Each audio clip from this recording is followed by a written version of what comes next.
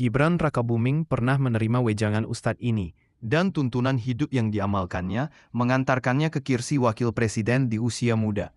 Namun Ustadz ini hidupnya terpuruk dan hancur. Semuanya berawal dari suatu khotbah sang Ustadz. Suasana Masjid Raya sore itu ramai. Jamaah berbondong-bondong masuk memenuhi saf hingga ke teras. Aroma wangi kayu gaharu dari rak mushaf bercampur dengan udara. Semua mata tertuju pada seorang pria berusia awal 50-an yang berdiri tegak di mimbar. Jubah putihnya berkilau terkena cahaya lampu. Dialah Ruslan, pemuka agama yang telah menjadi panutan di kota itu. Suara Ruslan berat dan berwibawa menggema lewat pengeras suara. Saudara-saudaraku, rumah tangga adalah amanah. Suami adalah pemimpin, istri adalah penopang. Jika salah satu goyah, maka bangunan akan runtuh. Jangan biarkan istri berperilaku seenaknya. Suami harus tegas. Tegakkan kebenaran di dalam rumah. Para jamaah mengangguk-angguk. Ada yang berbisik, ada pula yang mencatat di buku kecil. Di saf belakang, seorang pria sederhana bernama Ahmad menyimak dengan mata berbinar.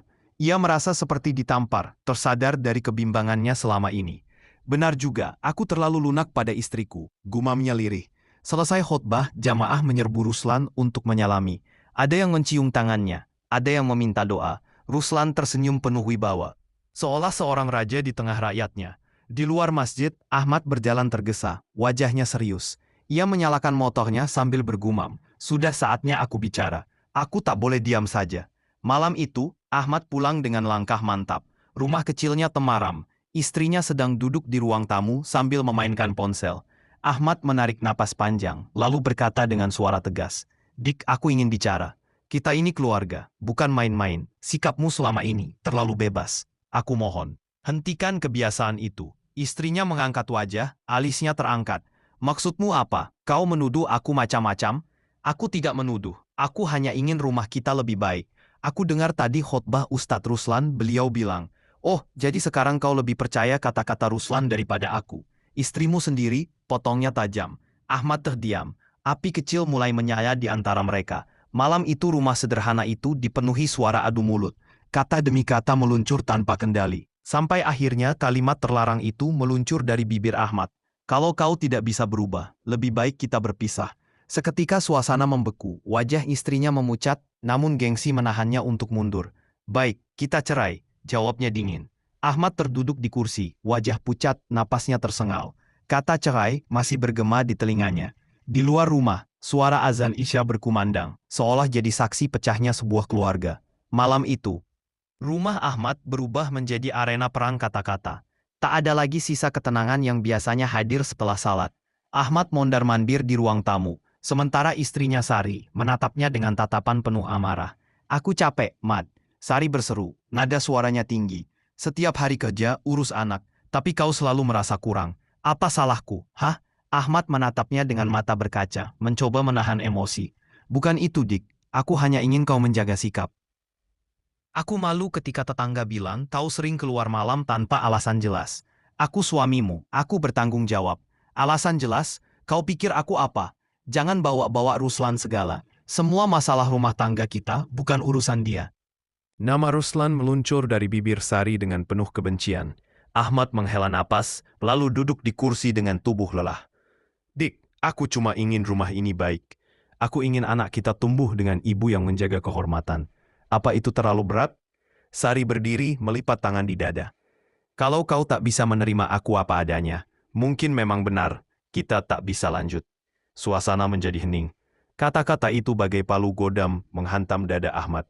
Ia memejamkan mata, merasakan dunia runtuh perlahan. "Jadi, itu keputusanmu?" Suaranya serak. Sari tak menjawab, hanya berbalik ke kamar, menutup pintu dengan keras. Keesokan harinya, Ahmad duduk di teras dengan wajah muram. Tetangga lewat menatap heran, sementara Dian, putri kecilnya, berlari mendekat. "Abi, kenapa Umi marah-marah semalam?" tanya Dian polos. Ahmad tersenyum kaku, mengusap rambut anaknya. "Tidak apa-apa, Nak. Abi cuma sedang bicara dengan Umi." Di dalam hatinya, Ahmad merasa getir. Kata cerai yang terucap semalam tak bisa ditarik lagi. Beberapa hari kemudian, proses perceraian benar-benar terjadi. Ahmad keluar dari kantor pengadilan agama dengan langkah gontai. Tangannya menggenggam erat tangan Dian yang masih bingung dengan semua ini. "Abi, kita nggak pulang sama Umi?" tanya Dian. Suara kecilnya bergetar. Air mata Ahmad nyaris jatuh, tapi ia paksa tersenyum. Mulai sekarang, kita berdua saja ya nak. Abi janji akan selalu ada untukmu. Dian mengangguk, meski jelas ia tak mengerti sepenuhnya. Di kejauhan, spanduk besar bergambar wajah Ruslan, terpasang di pinggir jalan dengan tulisan besar. Calon pemimpin baru, Ustadz Ruslan, bersih dan amanah. Ahmad menatap spanduk itu lama-lama, dadanya sesak. Tak disangka, ceramah orang yang wajahnya kini terpampang megah itu telah menghancurkan rumah tangganya. Hari-hari setelah perceraian, terasa berat bagi Ahmad. Rumah yang dulunya ramai, kini terasa sunyi. Ia harus membagi waktunya antara bekerja dan merawat putrinya Dian. Meski sederhana, ia berusaha memberi kasih sayang yang cukup agar anak itu tak merasa kehilangan. Suatu sore, Ahmad duduk di teras rumah, menambal sandal yang mulai robek. Dian mendekat sambil membawa buku sekolah. Abi, besok Dian ada tugas, tapi uangnya harus beli kertas sama pulpen, katanya dengan wajah cemas. Ahmad tersenyum tipis, meski hatinya meringis. Insya Allah, Abi carikan ya nak, jangan khawatir. Ia tahu dompetnya hampir kosong, tapi ia juga tahu, anaknya tak boleh kecewa. Sementara itu, Ruslan tengah duduk di kursi empuk ruang tamu rumah barunya. Ia kini sering kedatangan tamu, tokoh masyarakat, pejabat, hingga pengusaha. Nama Ruslan makin harum. Ucapan-ucapannya dalam ceramah dianggap inspirasi, dan banyak orang mulai mendorongnya masuk ke dunia politik. Seorang simpatisan mendekat, menyalami Ruslan dengan penuh hormat. Ustadz, rakyat butuh pemimpin seperti Anda. Orang yang bersih, jujur, berani menyuarakan kebenaran. Kami ingin Anda mencalonkan diri sebagai wakil rakyat. Ruslan menunduk, pura-pura merendah, meski senyumnya tak bisa disembunyikan. Ah, saya ini hanya orang biasa, hanya menyampaikan dakwah. Tapi suara Anda didengar. Bukankah itu tanda Allah memberi jalan? Ruslan terdiam sejenak, lalu mengangguk kecil. Dalam hatinya, api ambisi mulai berkobar. Di sisi lain kota, Ahmad pulang kerja dengan tubuh lelah. Tangannya kotor oleh oli motor, bajunya basah oleh keringat. Ia melewati jalan utama dan mendapati sebuah spanduk besar baru saja terpasang. Wajah Ruslan tersenyum gagah dengan jas rapi bertuliskan, Ustadz Ruslan, calon wakil rakyat yang amanah. Ahmad menghentikan langkah. Matanya menatap spanduk itu lama-lama. Ada rasa getir yang tak bisa ia jelaskan. Dia, hidupnya makin naik, gumamnya pelan. Sementara aku, Dian menepuk tangannya, membuat Ahmad tersadar. Abi, ayo pulang, lapar. Ahmad tersenyum hambar lalu menggandeng tangan putrinya. Ya, nak, kita pulang. Abi akan masak mie kesukaanmu. Malam itu, Ahmad terbaring di ranjang tipis, menatap langit-langit. Televisi tetangga memutar berita Ruslan yang semakin dielu-elukan masyarakat. Dalam hati, Ahmad bergumam lirih, Ya Allah, aku tidak iri. Aku hanya ingin bisa bertahan untuk anakku. Di layar televisi tetangga terdengar lantang suara presenter. Dan inilah calon kuat yang digadang-gadang akan menduduki kursi legislatif, Ustadz Ruslan. Nama itu terus bergema di telinga Ahmad. Hari-hari setelah perceraian terasa berat bagi Ahmad. Rumah yang dulunya ramai kini terasa sunyi. Ia harus membagi waktunya antara bekerja dan merawat putrinya, Dian. Meski sederhana, ia berusaha memberi kasih sayang yang cukup agar anak itu tak merasa kehilangan. Suatu sore, Ahmad duduk di teras rumah, menambal sandal yang mulai robek. Dian mendekat sambil membawa buku sekolah. Abi, besok Dian ada tugas, tapi uangnya harus beli kertas sama pulpen, katanya dengan wajah cemas. Ahmad tersenyum tipis, meski hatinya meringis. Insya Allah, Abi carikan ya nak. Jangan khawatir. Ia tahu dompetnya hampir kosong. Tapi ia juga tahu, anaknya tak boleh kecewa. Sementara itu, Ruslan tengah duduk di kursi empuk ruang tamu, rumah barunya. Ia kini sering kedatangan tamu, tokoh masyarakat, pejabat hingga pengusaha. Nama Ruslan makin harum. Ucapan-ucapannya dalam ceramah dianggap inspirasi. Dan banyak orang mulai mendorongnya masuk ke dunia politik. Seorang simpatisan mendekat, menyalami Ruslan dengan penuh hormat. Ustadz, rakyat butuh pemimpin seperti Anda. Orang yang bersih, jujur, berani menyuarakan kebenaran. Kami ingin Anda mencalonkan diri sebagai wakil rakyat. Ruslan menunduk, pura-pura merendah, meski senyumnya tak bisa disembunyikan. Ah, saya ini hanya orang biasa. Hanya menyampaikan dakwah. Tapi suara Anda didengar. Bukankah itu tanda Allah memberi jalan? Ruslan terdiam sejenak, lalu mengangguk kecil. Dalam hatinya, api ambisi mulai berkobar. Di sisi lain kota, Ahmad pulang kerja dengan tubuh lelah. Tangannya kotor oleh oli motor, bajunya basah oleh keringat. Ia melewati jalan utama dan mendapati sebuah spanduk besar baru saja terpasang. Wajah Ruslan tersenyum gagah, dengan jas rapi, bertuliskan, Ustadz Ruslan calon wakil rakyat yang amanah. Ahmad menghentikan langkah, matanya menatap spanduk itu lama-lama. Ada rasa getir yang tak bisa ia jelaskan. Dia, hidupnya makin naik, gumamnya pelan. Sementara aku, Dian menepuk tangannya membuat Ahmad tersadar. Abi, ayo pulang, lapar. Ahmad tersenyum hambar lalu menggandeng tangan putrinya. Ya, nak, kita pulang. Abi akan masak mie kesukaanmu. Malam itu, Ahmad terbaring di ranjang tipis, menatap langit-langit. Sementara televisi tetangga memutar berita Ruslan yang semakin dielu-elukan masyarakat. Dalam hati, Ahmad bergumam lirih. Ya Allah, aku tidak iri. Aku hanya ingin bisa bertahan untuk anakku. Di layar televisi tetangga terdengar lantang suara presenter. Dan inilah calon kuat yang digadang-gadang akan menduduki kursi legislatif, Ustadz Ruslan. Nama itu terus bergema di telinga Ahmad hingga matanya terpejam. Motor tua itu berdiri di depan bengkel kecil, catnya sudah kusam, tapi mesinnya masih tangguh. Ahmad mengusap joknya pelan, seolah sedang berpamitan dengan sahabat lama.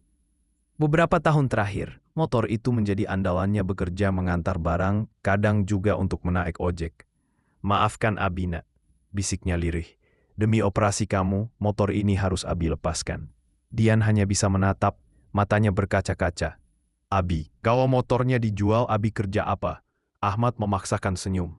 Allah pasti kasih jalan lain, nak. Jangan khawatir, yang penting kamu sehat dulu. Beberapa hari kemudian, motor itu resmi berpindah tangan. Uang hasil penjualan segera diserahkan ke rumah sakit. Operasi dilakukan. Ahmad menunggu di luar ruang operasi dengan tangan berdoa tak henti. Ya Allah, jangan ambil anakku. Biarkan aku yang menanggung semua kesulitan, asal dia sembuh. Ketika operasi selesai, dokter keluar dengan wajah serius. Alhamdulillah, nyawa anak Bapak selamat. Tapi perawatan pasca operasi cukup panjang, dan biayanya masih besar. Jantung Ahmad serasa diremas. Uang hasil penjualan motor hampir habis. Lalu, dari mana ia akan mencari sisa biaya? Sore itu, Ahmad duduk di warung kopi, termenung. Seorang pria berpakaian necis dengan senyum licin menghampirinya. Pak Ahmad, saya dengar anak Bapak butuh biaya. Kalau mau, saya bisa bantu pinjamkan uang. Ahmad menoleh, mengenali pria itu sebagai Hendra, seorang rentenir yang terkenal di kampung.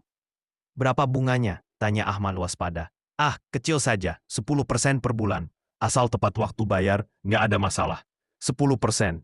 Angka itu menusuk hati Ahmad, tapi ia menatap wajah Dian yang sakit di benaknya. Baiklah, saya pinjam. Hendra tersenyum puas lalu menuliskan jumlah pinjaman di kertas dengan tanda tangan besar. Malam itu, Ahmad pulang ke rumah sakit dengan membawa obat dan kebutuhan anaknya. Ian tersenyum meski tubuhnya masih lemah. Abi, terima kasih. Abi baik sekali. Ahmad mencium kening putrinya. Jangan bilang begitu, nak. Abi hanya melakukan kewajiban Abi. Meski hatinya hancur, Ahmad tetap berusaha ceria di hadapan anaknya. Ia bahkan masih rajin menghadiri ceramah Ruslan, duduk di saf tengah dengan wajah penuh perhatian. Ruslan yang sedang berceramah menatap jamaah dengan semangat. Jangan pernah berputus asa dari rahmat Allah. Ujian hidup hanyalah jalan menuju derajat yang lebih tinggi. Ahmad menunduk, menahan air mata.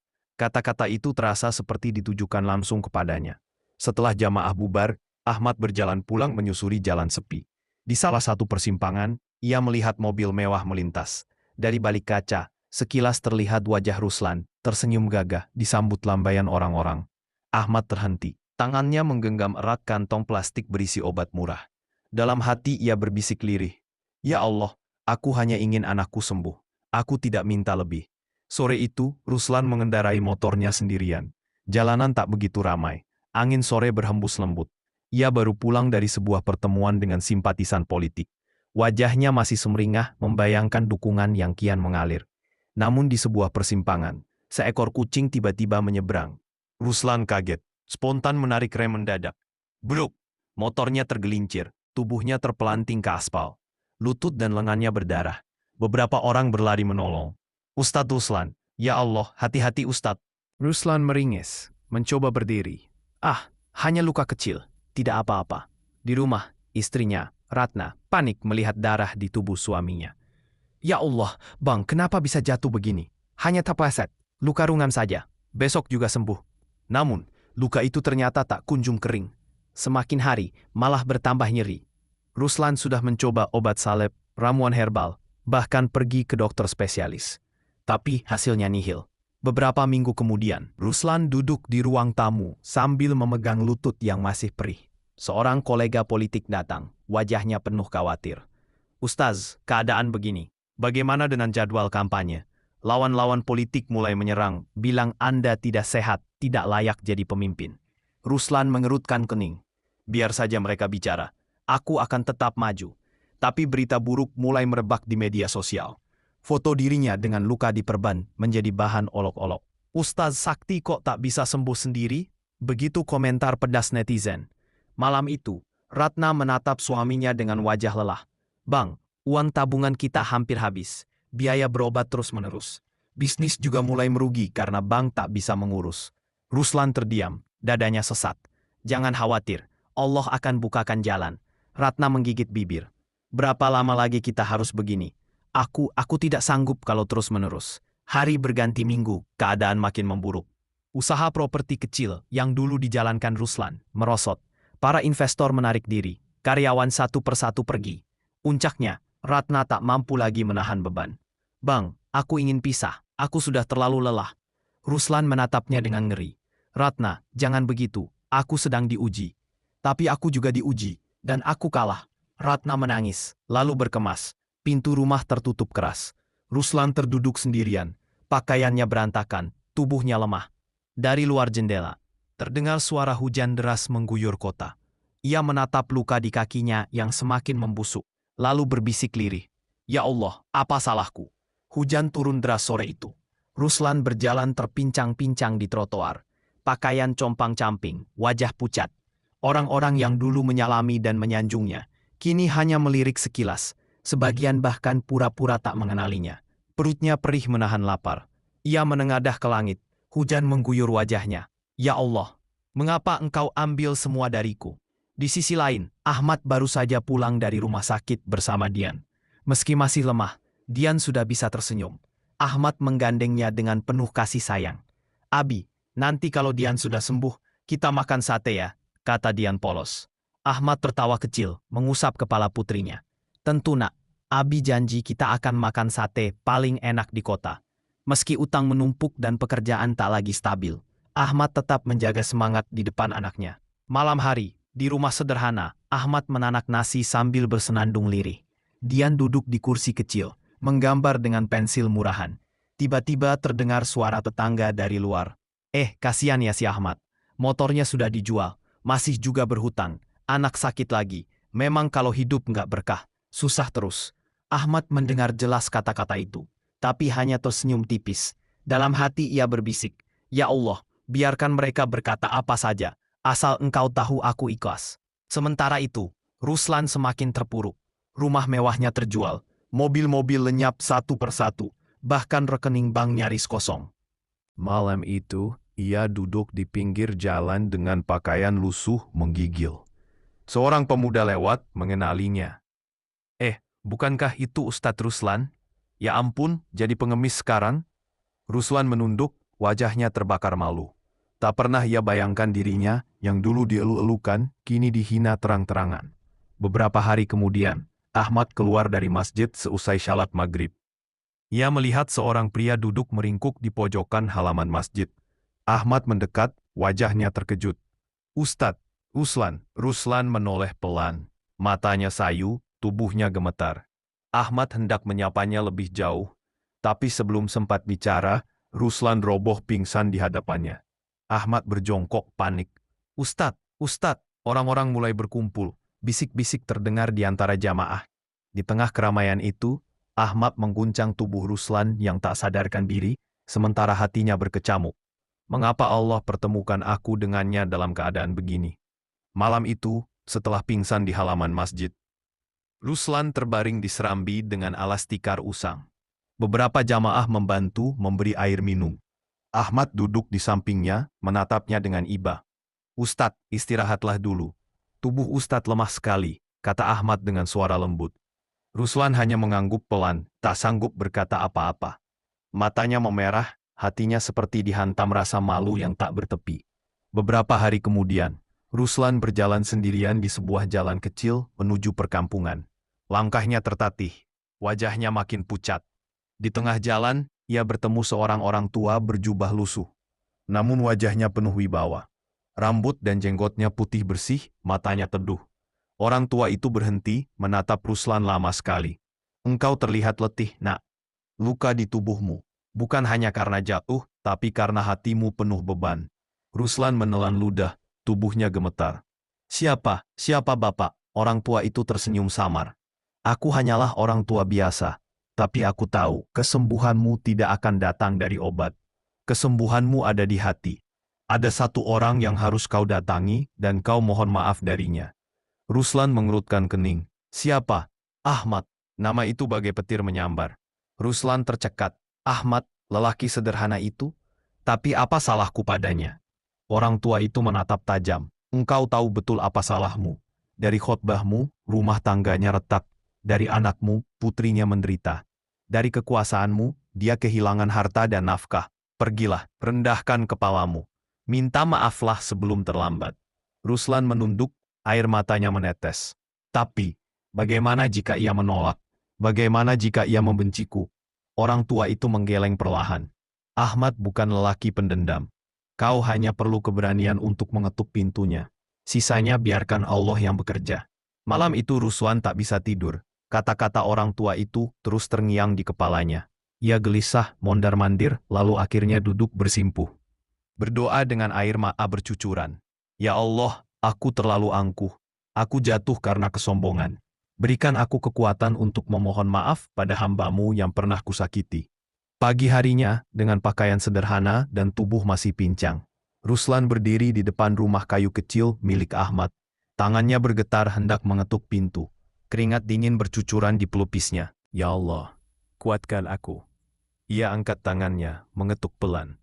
Dari dalam terdengar suara langkah kaki Ahmad mendekat. Pintu kayu itu berderit terbuka. Ahmad muncul dengan wajah teduh, mengenakan baju koko sederhana. Assalamualaikum, suara Ruslan lirih, hampir tercekat. Ahmad terperanjat sejenak, lalu tersenyum tipis. Waalaikumsalam, Ustadz Ruslan, silahkan masuk. Ruslan menunduk dalam-dalam, tak berani menatap. Ia melangkah pelan, seolah setiap jejak kakinya begitu berat. Ahmad mempersilahkan duduk di kursi kayu tua. Dian yang masih duduk di ruang tengah melirik, lalu segera kembali ke kamarnya. Beberapa menit hening. Ruslan akhirnya membuka suara, suaranya bergetar. Ahmad, aku datang bukan sebagai ustadz, bukan sebagai mantan wakil rakyat, tapi sebagai seorang manusia yang penuh dosa. Aku ingin meminta maaf. Ahmad menatapnya dengan tenang. Meminta maaf, untuk apa Ustadz? Ruslan menghela napas panjang, air matanya menetes. Dulu aku berkhotbah, tapi kata-kataku jadi alasan engkau menegur istrimu. Aku tak tahu itu berakhir dengan perceraianmu. Lalu, anakku yang ceroboh, menabrak Dian. Dan bukannya bertanggung jawab, Imku justru menyalahkan putrimu.